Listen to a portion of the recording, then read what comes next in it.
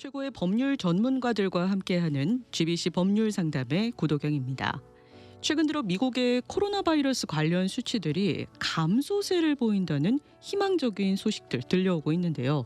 그럼에도 불구하고 경제적인 측면에서의 회복은 시간이 다소 걸릴 듯합니다. 팬데믹 상황 가운데 모두들 어렵지만요. 특히 비즈니스를 운영하시는 분들 고민이 많으실 겁니다. 그중에서 파산 신청을 생각해 보신 분들도 계시죠. 이 파산 신청이 과연 어려운 비즈니스 상황 가운데 돌파구가 될 수 있을까요? 상법 전문가이신 이원석 변호사님 모시고 코로나 바이러스로 인한 파산 신청에 대해서 자세히 알아보도록 하겠습니다. 안녕하세요, 변호사님. 네, 안녕하세요. 네, 반갑습니다. 자, 지난주였죠. 이 캘리포니아주에서 스테이 앳홈 명령을 해제하면서 비즈니스들 식당 포함해서 비필수 업종들도 다 오픈을 허가를 했잖아요. 네네. 그래서 이제 비즈니스 하시는 분들 많이 마음이 놓이셨을 텐데 계속 열었다 닫았다 하는 이 상황을 1년 넘게 지속하다 보니까 많이들 어려우신 상황 가운데 있어요. 실제로 파산 신청 문의가 많이 들어오나요? 네, 아무래도 이제 그 경제적인 문제들이 많이 있으시기 때문에 네네. 파산을 이제 신청하기보다는 파산에 대해서 알고 싶어 하시는 분들이 굉장히 많으신 것 같아요. 아, 문의가요? 네네. 그 이유는 이제 밀린 렌트비라든지 그 위에 이제 비즈니스 운영에서 생기는 빚들 이런 것들 어떤 식으로 청산을 해야 될지 참 고민을 많이 하고 계신 분들이 대부분일 것 같은데 네네. 아직까지는 신청이 이렇게 생각보다 많지는 않다고 봅니다. 왜냐하면 아직까지는 정부에서 퇴거 소송을 네. 하지 못하게 하는 렌트를 못 냈을 경우에 퇴거를 하지 못하게 하는 이런 그 조치들이 있기 때문에 그렇죠.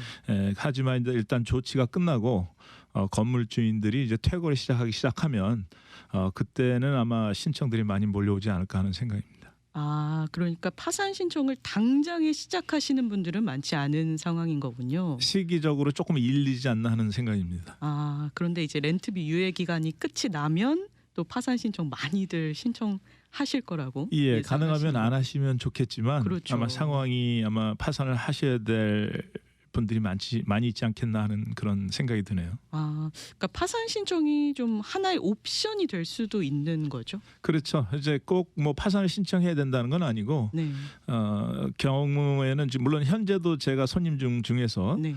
이런 어려운 상황에 계신 분들이 파산을 신청하러 오셨을 때 파산을 하지 말고 이 파산을 꼭 해야 된다 안 해야 된다는 건 각 사람의 그 상황마다 좀 다를 수가 있습니다. 아, 네. 그래서 만약에 파산을 신청하지 않고 다른 방향으로 문제를 해결할 수 있다면 네네. 다른 방향으로 제가 말씀을 드리기도 하는데 그 중에 한 가지 방법이 어떤 방법이 있냐면 네. 건물 주인하고 어떤 합의를 통해서 예를 들자면 밀린 액수 건물 주인한테 지불해야 될 액수들이 예를 들자면 뭐 10,000불이라고 한다면 네. 한 3,000불 또는 2,500불을 주고 빚을 이제 청산하고 파산하지 않고 이런 식으로 문제를 해결하는 방법을 이제 손님한테 추천을 해드리기도 하죠. 그러니까 변호사님 같은 이런 전문가분들이 중간에서 중재자가 되어 주셔서 합의 과정을 좀 도와주시는 방법이 있는 거죠. 그렇죠. 아무래도 이제 항상 제가 이제 손님들한테도 네. 말씀을 드리는 게 있는데 그게 뭐냐면 내 사정이 이렇게 어려우니까 나를 좀 도와달라 이렇게 얘기하면 아무래도 합의하기가 좀 어렵습니다. 왜냐하면 건물주는 건물주인대로 피해자이시기도 하고 그렇죠. 어떻게든지 건물주인 입장에서는 테넌트를 상대로 못 받은 렌트를 더 많이 받는 게 목적이시거든요.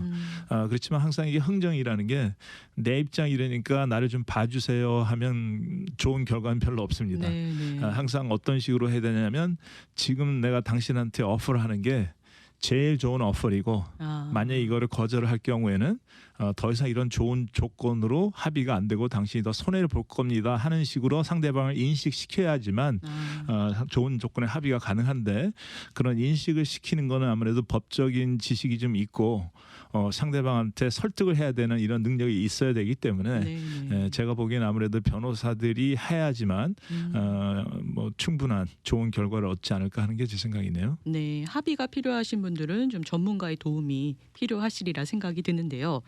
사실 이 합의하는 방법도 있지만요. 그럼에도 불구하고 파산 신청을 좀 고민하고 계신 분들 많이 계실 것 같아요. 그런데 파산하면은 뭔가 비즈니스 문을 닫아버리고 뭔가 망한 거 막 이런 느낌이 좀 들거든요. 아무래도 이제 파산이라고 한다면 빚을 다 청산을 하실 수는 있긴 하겠지만 네. 기본적으로 파산을 하시면서 본인이 소유하고 재산을 갖고 계시면서 파산할 수 있는 최대의 액수가 그렇게 많지가 않습니다. 그래서 물론 경우에는 이제 집을 갖고 계셔도 집을 소유하고 파산하실 수 있긴 하지만 기본적으로 파산하려면 거기에 따르는 어떤 자격이 돼야 되는데 네. 그 자격 조건이 재산을 많이 갖고 있으면서 파산할 수 있는 건 아니거든요. 그렇기 때문에 이제 본인의 그 재정적인 상태를 전문가 변호사를 만나서 네. 본인이 과연 파산할 수 있는 자격이 있는지를 먼저 확인을 하셔야 되는 게 처음 절차겠죠. 그럼 방금 말씀하신 것처럼 파산 신청을 했다고 해서 내가 갖고 있는 것을 모조리 빼앗기는 것은 아닌 거죠? 그렇지는 않습니다. 경우에 따라서 아까 좀 전에 제가 말씀드렸듯이 집을 소유하셔도 집에 에quity 얼마 있느냐에 따라서 집을 소유하고 파산하실 수도 있거든요. 그러니까 좀 전문가의 조언을 통해서 개인의 사정에 맞게 파산 신청을 진행을 해야 되는 그렇습니다. 거군요. 네. 네, 그럼요. 어떤 분들이 좀 파산 신청을 해야 할 필요가 있으실까요?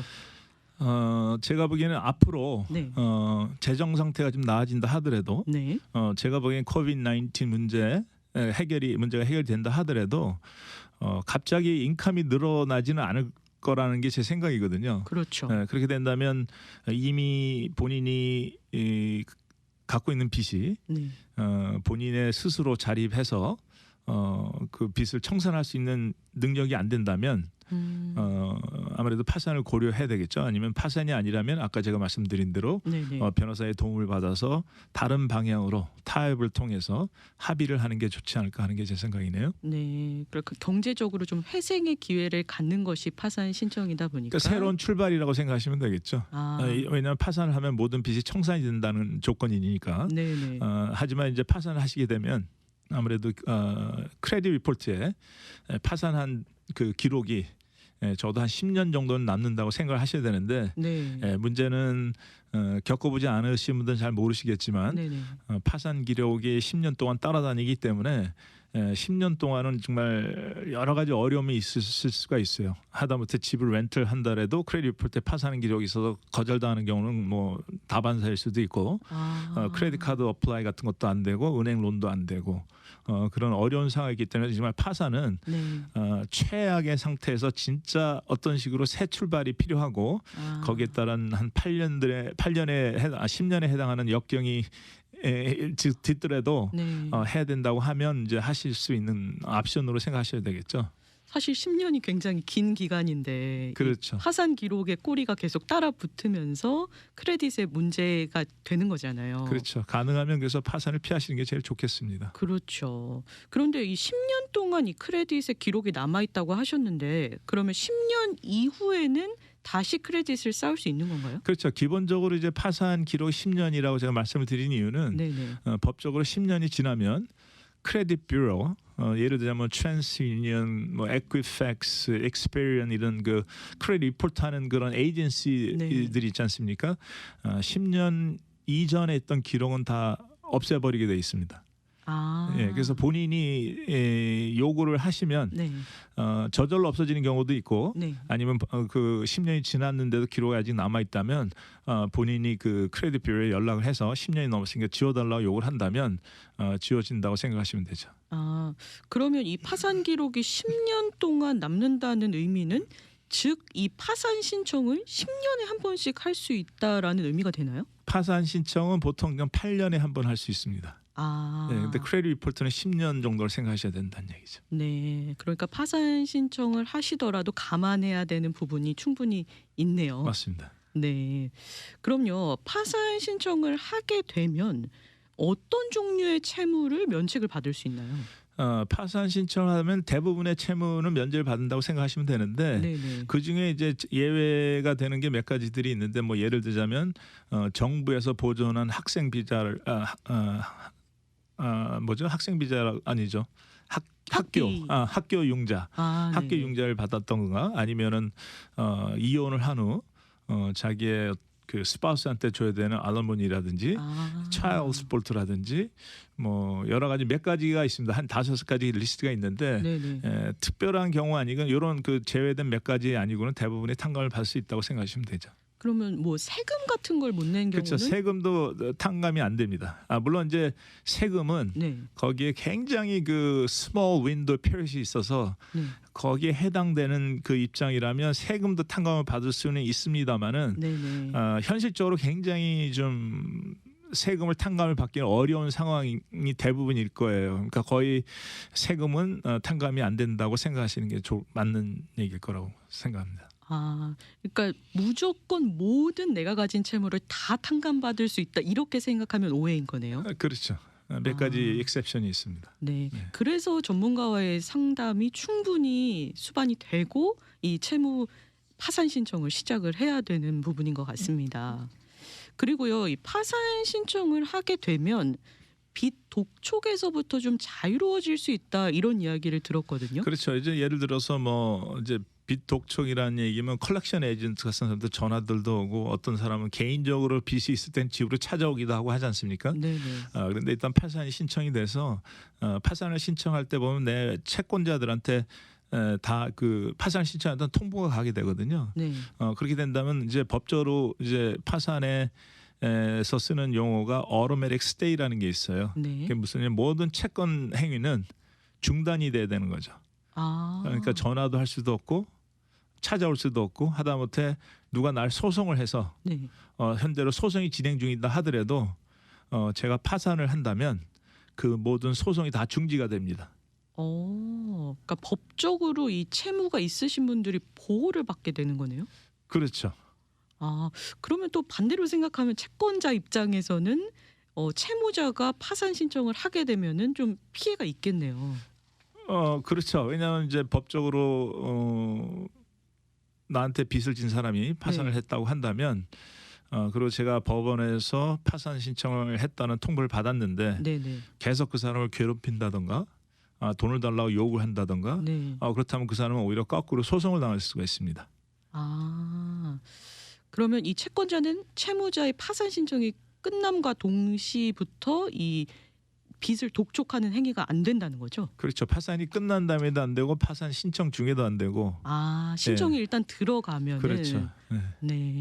물론 이제 그 상대방이 파산을 했다 하더라도 예를 들어서 누가 나한테 사기를 쳐서 나한테 돈을 받아가고 그다음에 그 사람이 파산을 했다고 한다면 파산 법원에 우리가 얘기하는 adversary proceeding이라고 해서 파산 신청을 못하도록 나에 대한 빚은 이 사람이 사기를 친 거기 때문에 거기에 대해서 파산에 대한 이의 신청을 하는 법적인 절차가 있어요. 채권자가 이의 신청을 할 수 있는 그렇죠. 건가요? 그래서 그거는 이제 말하자면 파산 법원의 연방 법원을 통해서 소송을 하는 거죠. 말하자면 그래서 파산 법원 판사한테 나는 이 사람이 나에 대한 빚은 파산하지 못하도록 거기에서 판사한테 얘기를 해서 그 신청 이제 소송을 통해서 이제 하는 거죠.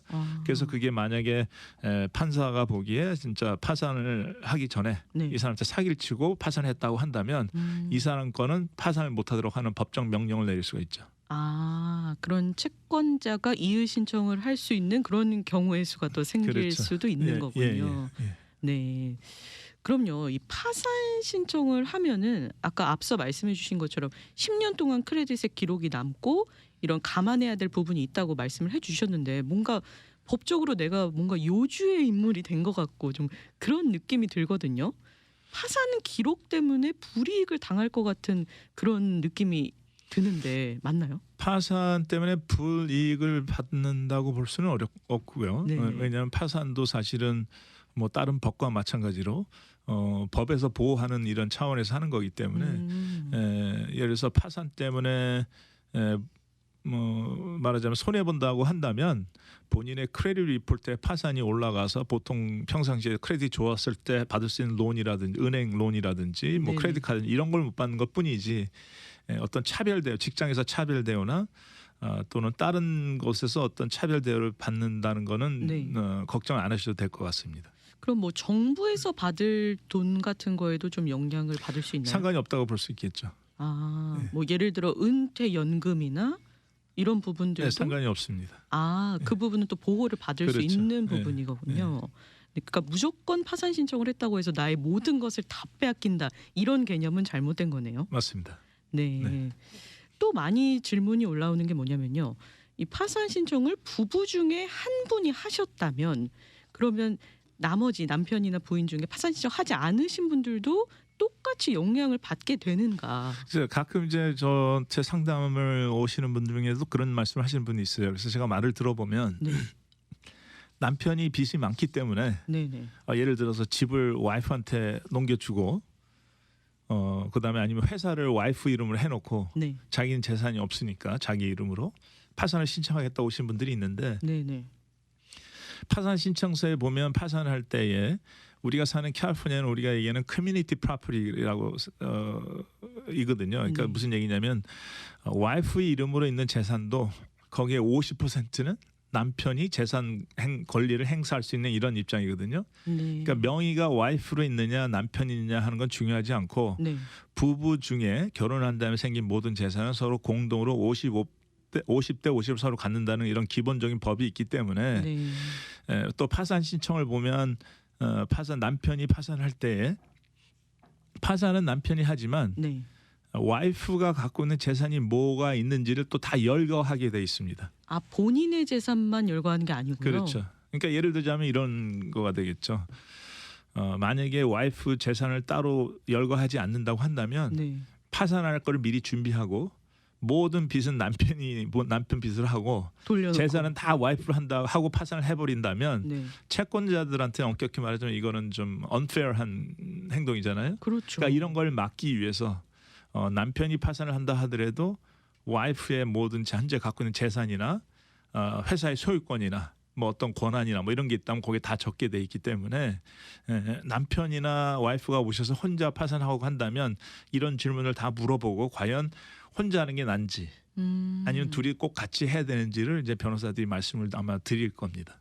그러면 파산 신청을 하기 전에 뭔가 배우자 명의로 재산을 싹 옮겨놓고 신청을 시작해야지 뭐 이런 질문들도 많이 본 것 같은데 불가능한 일이군요. 그렇죠, 불가능. 그 이제 한국 분들이 사실은 오늘 아침에도 사실은 그런 비슷한 질문을 받았는데 채권자가 나한테 어떤 제3자의 채권자가 나한테 어떤 클레임을 하려고 하는데 요거를 내 친척 이름으로 명의를 부동산을 옮겨놓는다든가 친척도 아니면 자녀분이라든지 아니면 하다못해 딴 사람한테 내가 돈을 빌리지도 않았는데 빌린 것처럼 부동산에 린을 걸면 보호를 받지 않느냐 이렇게 얘기를 하시는 분들이 있어요. 질문들이. 근데 생각외로 이런 질문들을 한국 분들한테 받는 질문들이 이런 질문들이 굉장히 많고 또 이렇게 옆에서 또 자문을 이렇게 하신 분들이 있어요. 사실 그게 사실이 아니거든요. 그래서 그거는 사실 우리가 옛날에 한국말에 있듯이 눈 감고 아웅하는 식으로 이렇게 얼굴만 내 눈만 가린다고 그러면 상대방이 내가 안 보이는 건 아니잖아요. 그렇죠. 그러니까 사실 그거는 좀 잘못된 얘기고 제대로 한 방법을 하시려고 그러면 미리 변호사랑 만나서 여러 가지 상황을 다 설명을 하고 그러면 아마 변호사님이 그 맞게 아마 자문을 드릴 거라고 생각을 하거든요. 그러니까 오히려 그런 확실치 않은 법적으로 정하지 않은 얘기를 듣고 어떤 행동을 취했을 때 또 거기에 따르는 어떤 또 잘못된 또 컨시퀀스가 있을 수가 있거든요. 맞아요. 어떤 책임이라든지 법적인 문제라든지 이런 게 생길 수가 있기 때문에 가능하면 주위에서 법을 좀 안다는 분들이 얘기하신 거 제가 사실 사무실에 있다 보면 주위에서 옆에 사는 법 아는 사람이 이렇게 얘기해요 저렇게 얘기를 듣는데 제가 보니까 한 90%는 다 틀리고 일부만 맞고 일부는 틀리고 하는 경우가 대부분이에요. 그래서 제가 보기에는 좀 바쁘시더라도 시간을 내서 변호사님을 만나서 제대로 된 자문을 받는 게 나중에 후회하지 않는 이런 그 선택이지 않을까 하는 생각이 듭니다. 네, 맞습니다. 그럼요, 이 부부가 공동재산으로 인정이 되기 때문에 한쪽에서 파산 신청을 해도 한쪽도 똑같이 영향을 받는다고 하셨는데 그러면 앞서 말씀해 주신 것처럼 뭐 크레딧의 10년간 불이익 같은 거를 똑같이 당하게 된다는 말인가요? 아니죠. 그러니까 미리 그런 얘기는 아까 얘기한 대로 남편이 혼자 파산을 하는데 이게 적합하지 않은 방법이란 말이죠. 네네. 와이프는 재산 하면 변호사들이 하지 말라 그러죠. 같이 하든지 하지 말든지. 이래야지 남편이 파산 어떤 경우에는 진짜로 남편만 혼자 파산해도 괜찮으신 분들이 있어요. 그러면 그분한테 남편만 파산을 한다고 하면 그렇다면 남편은 파산하고 와이프는 본인이 크레딧 파산한 게 아니기 때문에 와이프는 크레딧 그대로 킵하실 수가 있는 거죠. 그렇군요. 자, 그럼요. 이 파산 신청 준비 과정도 좀 궁금한데 시간과 비용이 좀 많이 드는 편인가요? 그렇죠. 이제 그 파산도 보통 이제 예를 들자면 주의시를 얘기한다면 그분들은 굉장히 장시간 동안 준비를 하고 파산하는 경우가 많아요. 대부분의 반대로 한국 분들은 당장 갑자기 찾아서 파산하겠다고 하시는데 보니까 준비도 한날 안 됐고 사실 파산도 그냥 하는 게 아니라 어느 기간을 갖고 준비를 하고 그다음에 파산을 하셔야 되는 경우도 있고요. 제 경험상 어떤 분은 사실은 자기 크레딧 카드로 파산에 드는 변호사 비용을 크레딧 카드로 책 캐싱을 해갖고 와서 그걸로 변호사 비용을 내시는 분들도 있었어요. 근데 그런 건 다 안 됩니다. 왜냐하면 파산하시기 전에 파산 신청서를 접수하기 전에 기본적으로 6개월에서 1년 이내에 쓴 빚은 파산을 준비하고 돈을 안 내려고 쓴 비용이라고 하는 어떤 정도의 그 우리가 얘기하는 어썸션 이런 것들이 있기 때문에 파산하기 바로 전 며칠 날 크레딧 카드로 돈을 찾아서 그걸로 변호사 비용 내시는 행동은 파산을 할 수가 없는 그런 행동이 되거든요. 그래서 예를 들어서 그런 분 같은 경우는 제가 나중에 다시 왜냐하면 크레딧 카드로 돈을 이렇게 써버렸기 때문에 자격이 안 되시는 입장이거든요. 그래서 다시 나중에 몇 달 후에 다시 오라고 해서 그렇게 하신 경우들도 있었습니다. 그럼 뭐 크레딧 카드의 사용이 뭐 6개월에서 1년 정도라고 보통 이제 크레딧 카드는 기본적으로 그렇죠. 그 전에 미리 그 안에 쓴 거면 돈을 갚을 능력이 없는 상태에서 썼기 때문에 크레딧 카드 회사에서 이의를 제기하면 그러면 그 돈은 파산이 안 되는 경우들이 있거든요. 그러니까 이런 자산 얘기를 미리 변호사를 만나서 상담을 통해서 준비를 하고 준비가 됐을 때 이제 접수를 하고 이런 식으로 하셔야 되는 게 꼭 필요하죠.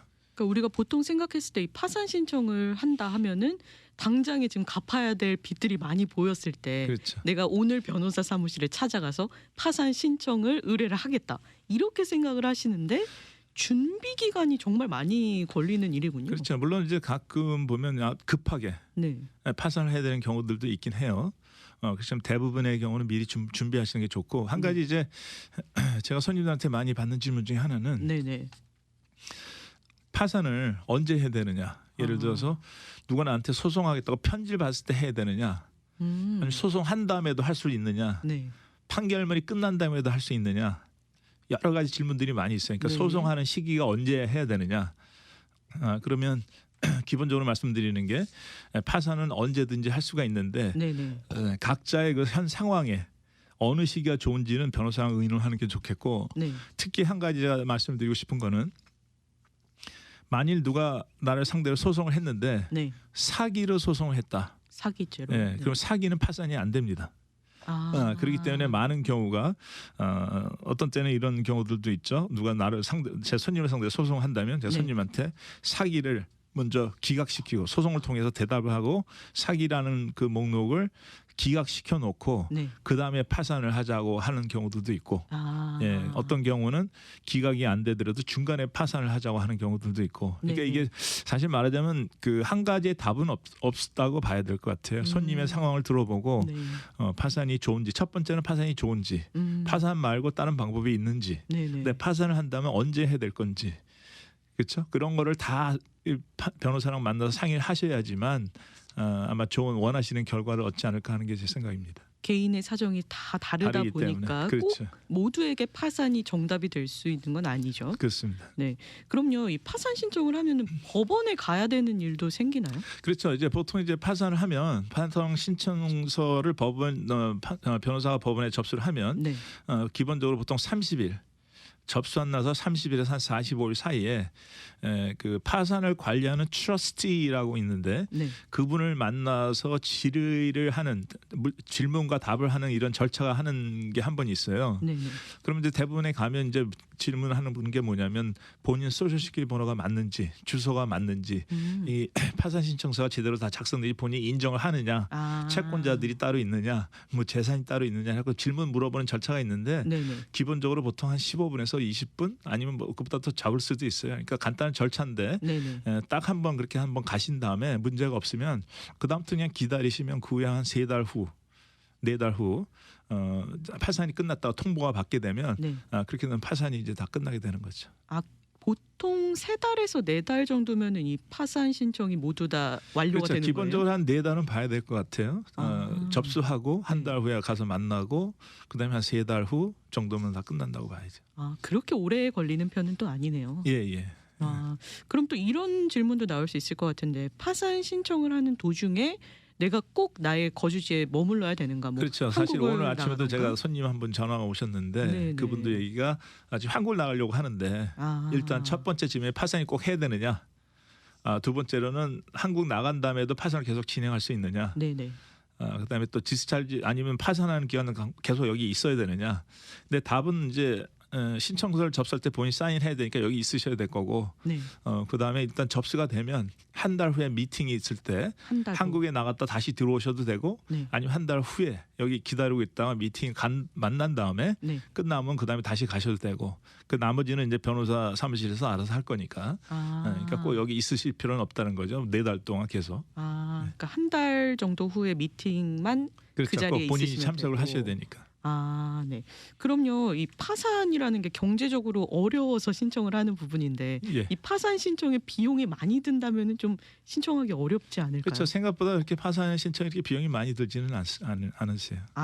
그러면 이 파산 신청을 하는 데 있어서 비용 때문에 고민을 많이 하셔야 되는 부분은 그렇죠. 그리고 사실 뭐 변호사들이 조금 유도리 있게 좀 그것도 할 수가 있거든요. 그러니까 예를 들면 저 같은 경우는 손님한테 일단 뭐 파산 접수비하고 변호사 비용 반은 처음에 내시고 근데 반은 나중에 한 달 후에 트러스트 미팅 갈 때 그때 뭐 지불하시 좋습니다 이렇게 하시는 경우들이 많이 있죠. 그러니까 이 파산 신청에 대한 부분은 참 개인의 뭐 비즈니스나 개인의 사정에 따라서 달라지는 부분이 굉장히 많은 것 같아요. 그렇죠. 근데 제가 보기엔 뭐 파산뿐만 아니라 모든 법적인 게 다 그런 것 같아요. 민사 소송도 그렇고 파산도 그렇고.